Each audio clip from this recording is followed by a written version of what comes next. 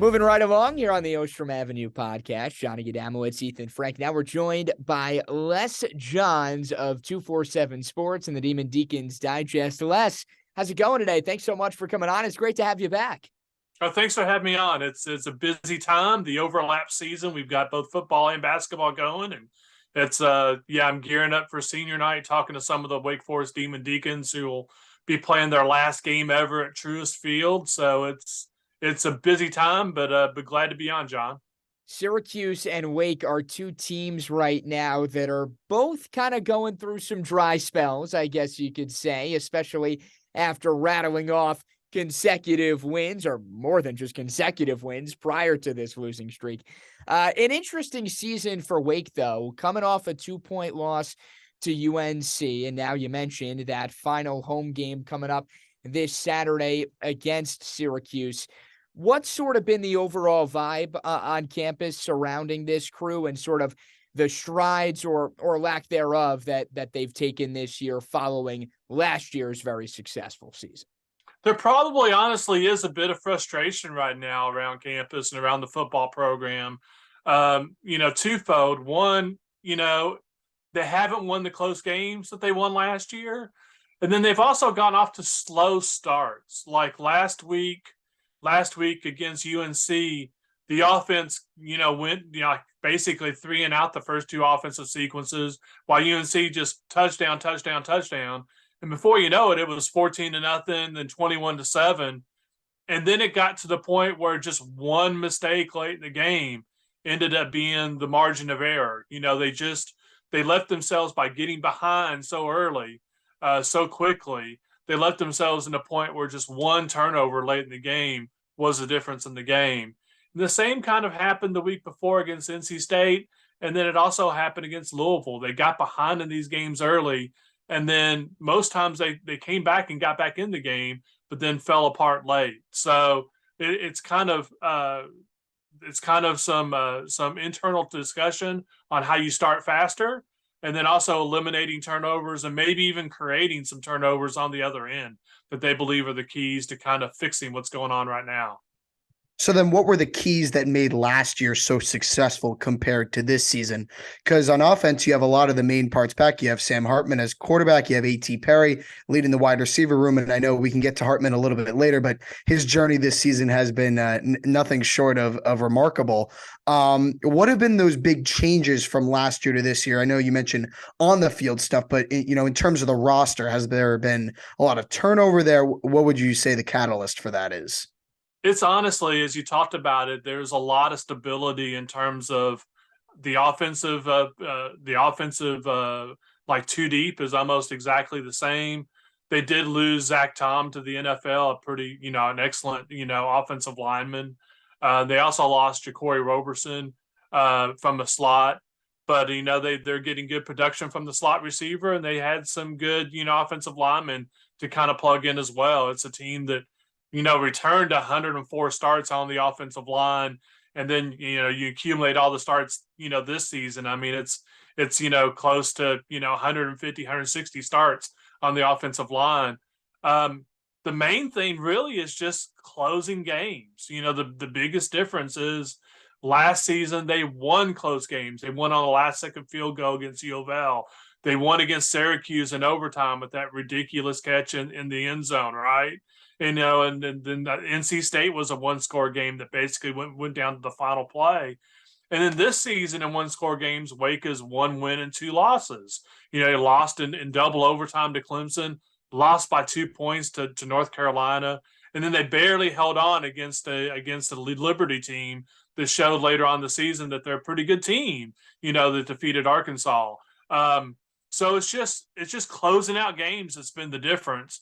And I'd argue that slow starts have made it to where those games are close down the stretch. So, it's just basically, you get into those coin flip games, you're not always going to be, 3-0 like Wake was last season. The other team's going to make it 1 or 2 extra plays sometimes. And Wake has just found themselves on the other end of variance a little bit this season. In the context of Hartman in particular, obviously really just a remarkable story. I mean, working his way back from the blood clot issue that that he had going on.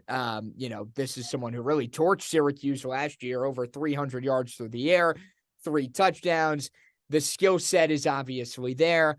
What have you seen from him as far as 2022 in particular is concerned, as far as evolving his game goes?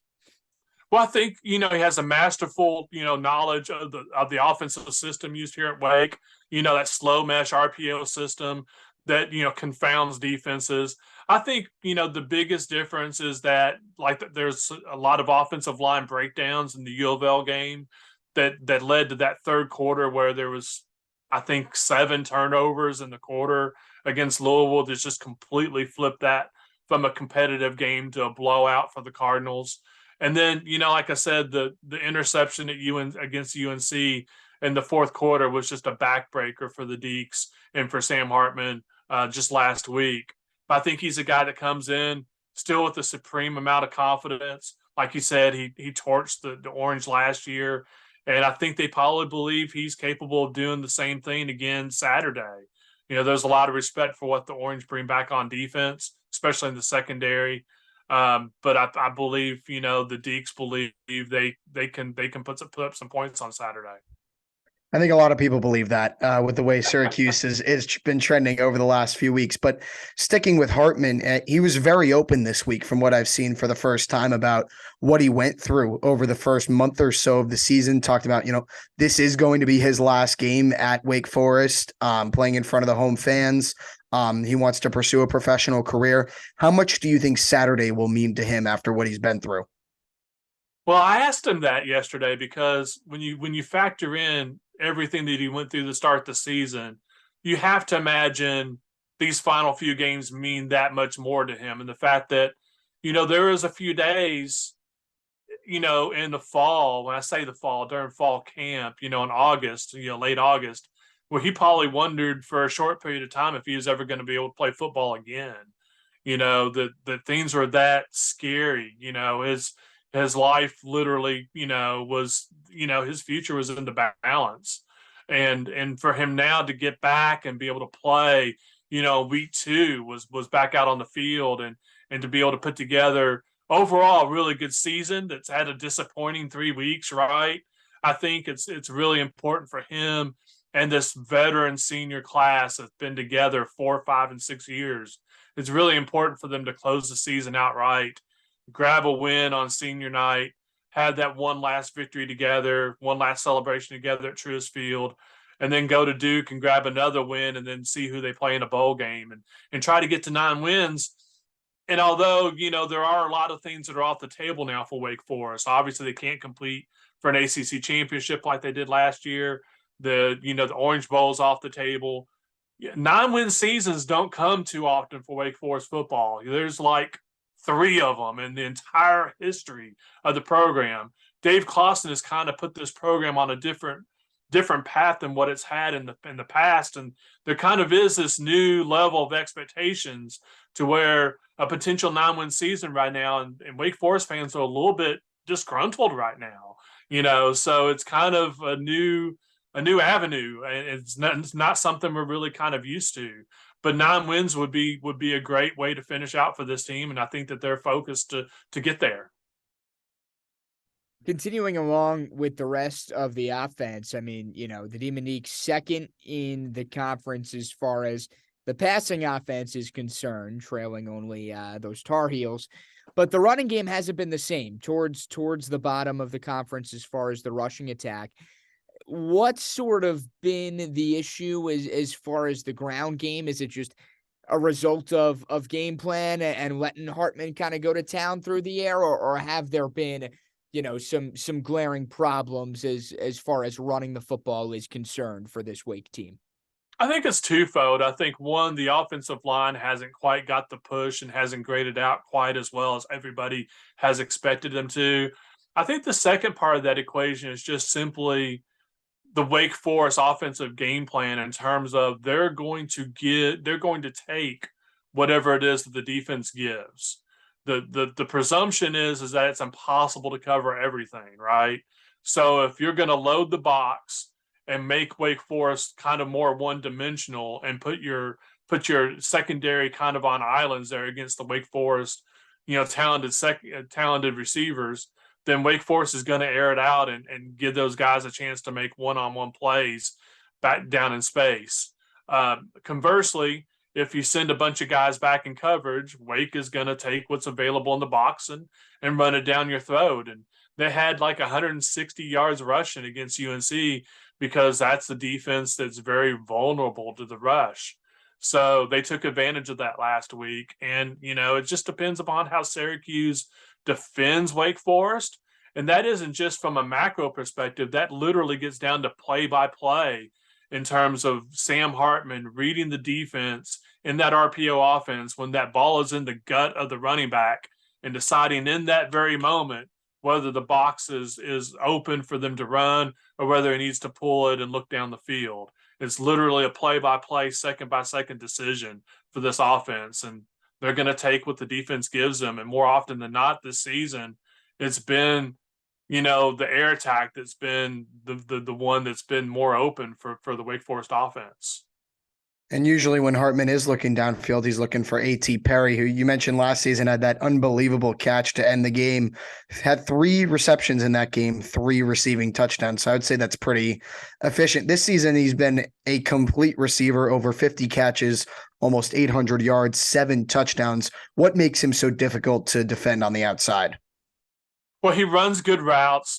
He has great awareness. Him and Sam Hartman have a ridiculous connection. Like, A.T. Perry got significantly better in week 2 when Sam Hartman returned to the team versus playing with Mitch Griffiths. And that's absolutely zero disrespect to Mitch Griffiths, who I expect will have a good Wake Forest career at quarterback.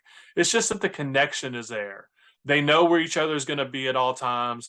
I call them in the preseason a cheat code because it's like if nothing else is open, Sam can always throw the ball towards AT and he's going to get some positive yardage. So they just have a tremendous connection. AT can get free underneath. He can get free on the sideline.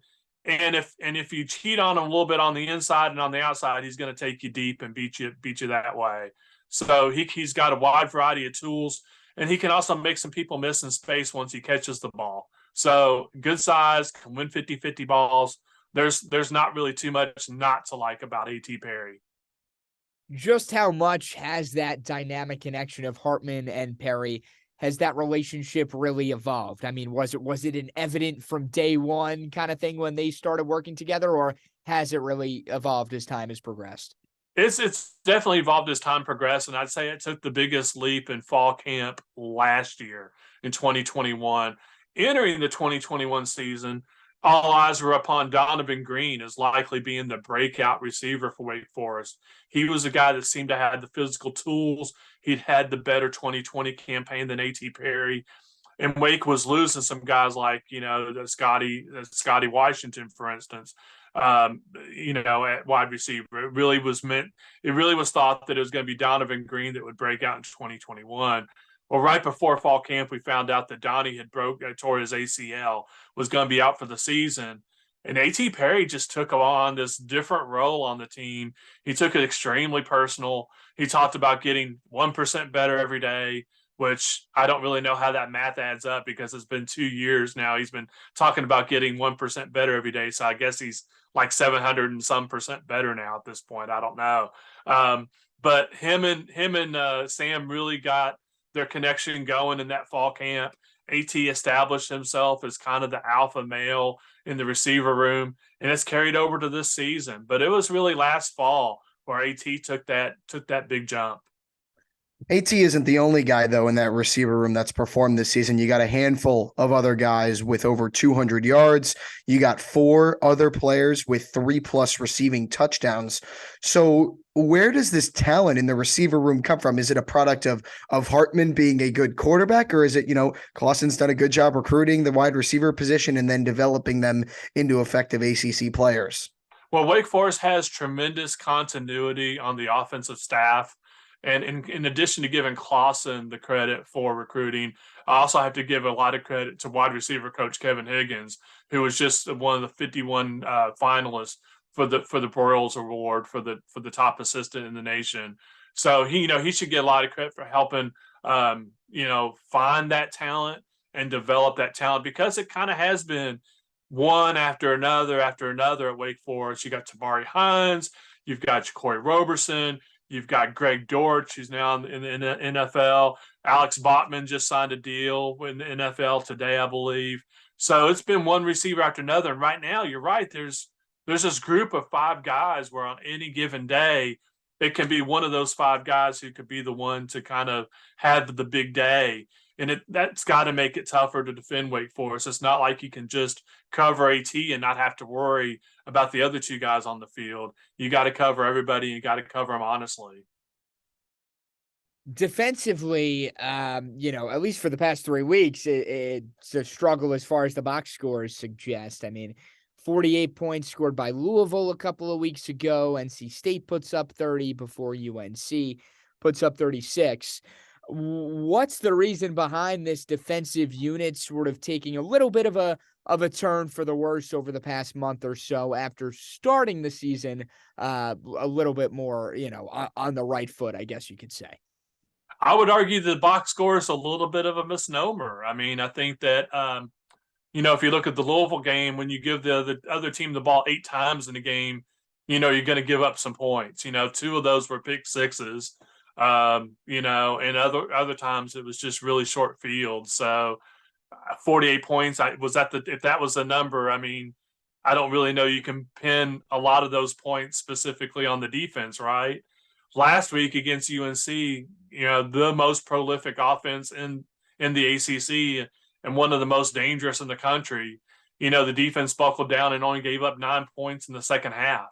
Once again, a slow start killed the team as a whole. They're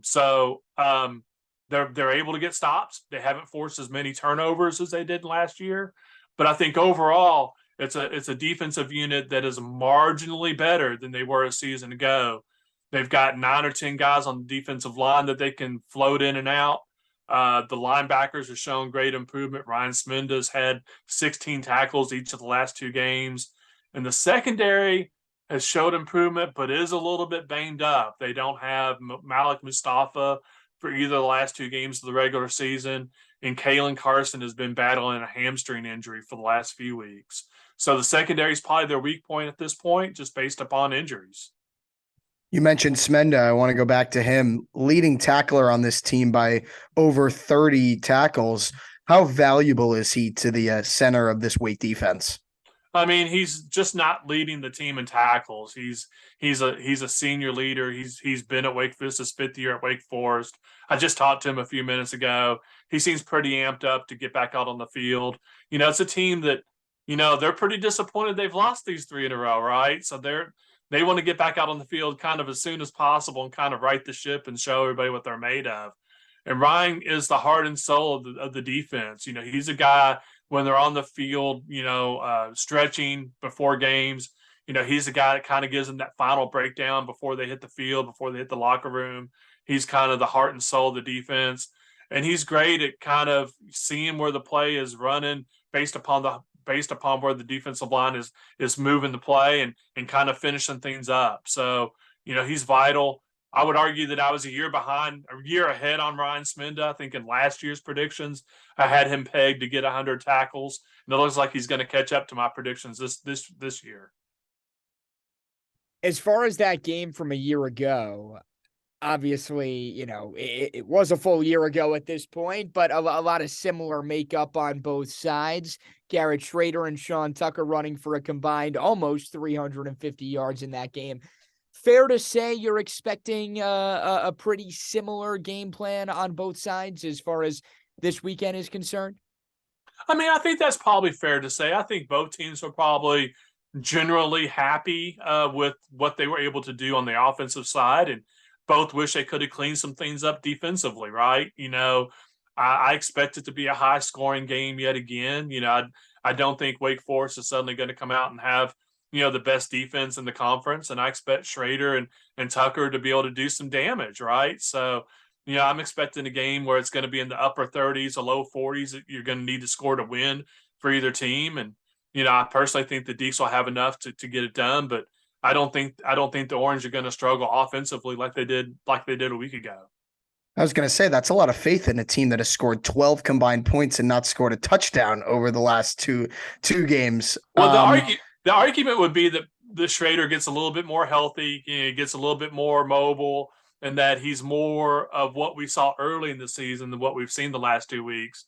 But obviously, I'm not the Syracuse experts. You guys are. So we'll have to see. They keep things very, very quiet up here when it comes to injuries and the health. Don't everybody these days, the most paranoid people in the country are football coaches.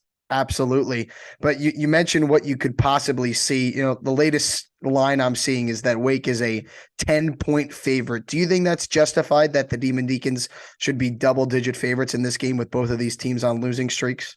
I think that Wake could win this game by double digits, but I don't think that's the most likely outcome. I think that's a pretty high spread. And I guess folks are just going by what they've seen offensive, output-wise from the Orange the last couple of weeks, and probably over, giving too much credit to that. That's not a line that I would be thrilled to put money on Wake Forest, coming off losing their last three straight. All right, Les, before we let you go, might have to put you on the spot here. Any predictions as far as this weekend is concerned, or is it still a little too early on? I'll give you a prediction. Like I said, I think it's going to take upper 30s, low 40s to win this game. I'm going to take the Deeks. Let's go 38-32, something like that. I don't even know if that's a reasonable football score, but it's going to be upper 30s for Wake and about a 6-point spread. I don't think it's going to be a blowout. It might not go down to the final play, but it's going to be. I think it's going to be a close game, and Wake Forest fans probably won't be comfortable until the final buzzer sounds. Well, both teams' fan bases certainly in need of a win in the worst way. That's Les Johns of 247 Sports and Demon Deacon Digest. Les, thanks so much for coming on today. Really appreciate it. My pleasure. You guys have a good week.